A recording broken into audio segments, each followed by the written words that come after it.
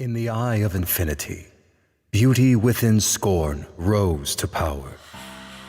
An ancient symbol of archival fell from grace, the iris, collapsing its primordial abode, scorching past through many dying stars, through the realm of Hithafol, light years away, and bursting through the shadows of space from its abode. It set course to plummet on a doomed planetary system, the depths, created to be destroyed, trialed against their bubble of infinity. Its star, the great beyond, has died, and the vast barren plains were set to sink into the hollow void of space, clutched by an ominous overseer of this desolate coffin, a charcoal prince with ruby rings and scorching red eyes, tears trickling down to his fingers, beholds the now descended emblem. It recorded pasts and presents to become infinity's resource for the becoming untouched. Blasting across the blackness of infinity reigns two vigilantes from the same birthplace of the Iris, Father Tyrant and Lady Fate, both making conquest with the help of many lost and tortured souls walking these grounds. The Collapse, standing 25 feet tall, jagged and morbid darkness shrouds their nervous systems, seemingly born from their realm on the other side, Yondrathal. Atop the mountain, Tyrant and Fate climbed before meeting face to face with the Charcoal Prince himself, Vysen Pavavore, surrounded by several distinguishable collapses sporting protective armory. A brave fight was fought. The blood lay waste to the castle walls, and there lay the bitter and punished prince. Before he is banished to the nothingness known as the Damned, a lightless and blank stare through Vegala's bubble, Vysen heeds a warning of beast rising once again, feeding off the light that will soon be reborn.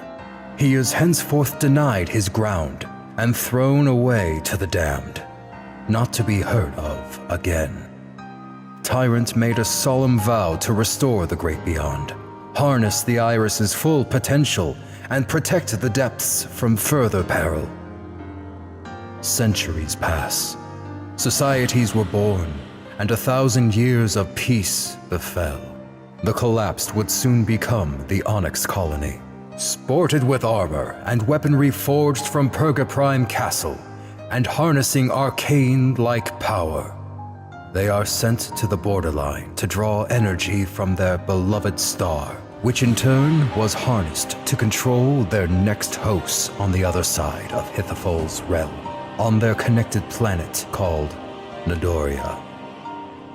But 1,000 years later, the foreboded myth became a reality. Dark matter of sentience swooped from the rip in space.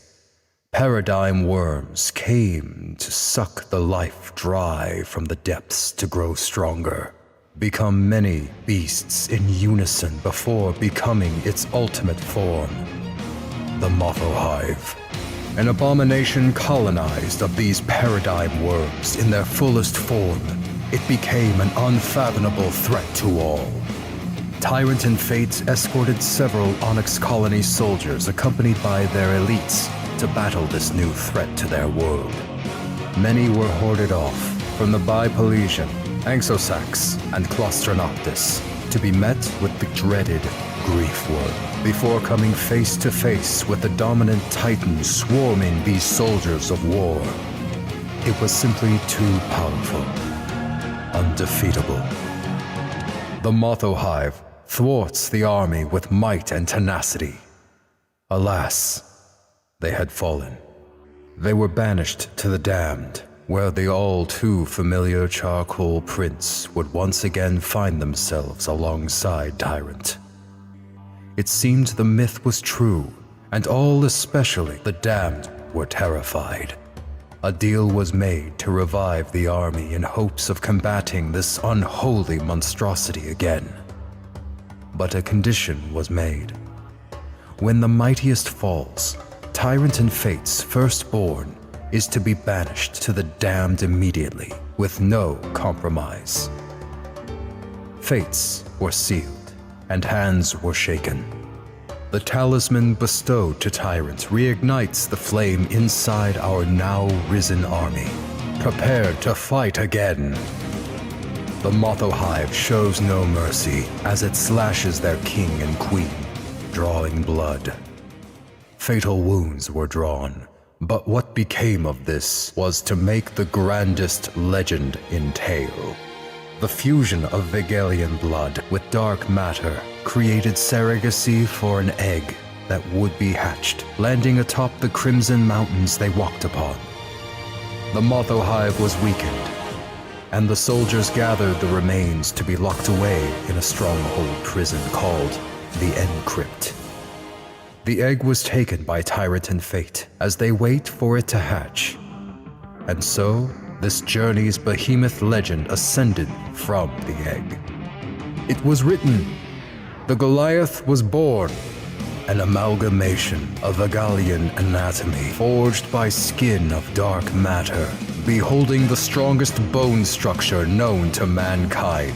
Goliath spent the rest of his years finding his place, being taught melee combat, growing his strength until he became too much for the colony.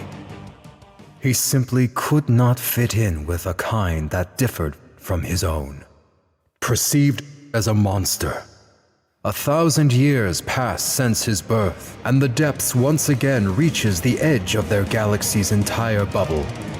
A wormhole opened from the damned, reining in dozens of gargoyle spirits in all shapes and sizes, sworn to proclaim all with their first invasion.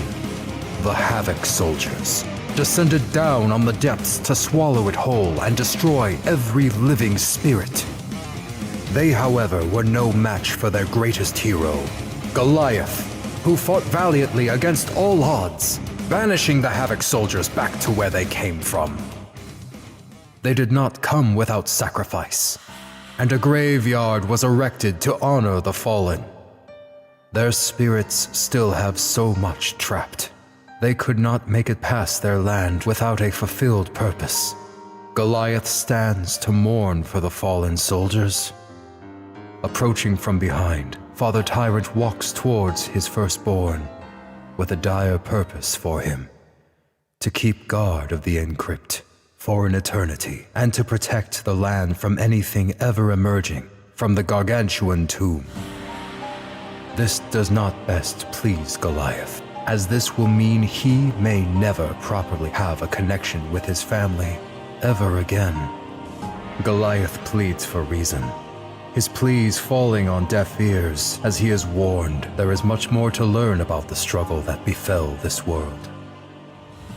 Tyrant harnessed the power of the Iris's all-knowing archival, strikes his hand down on Goliath's head, and sends him through a journey of memories untold.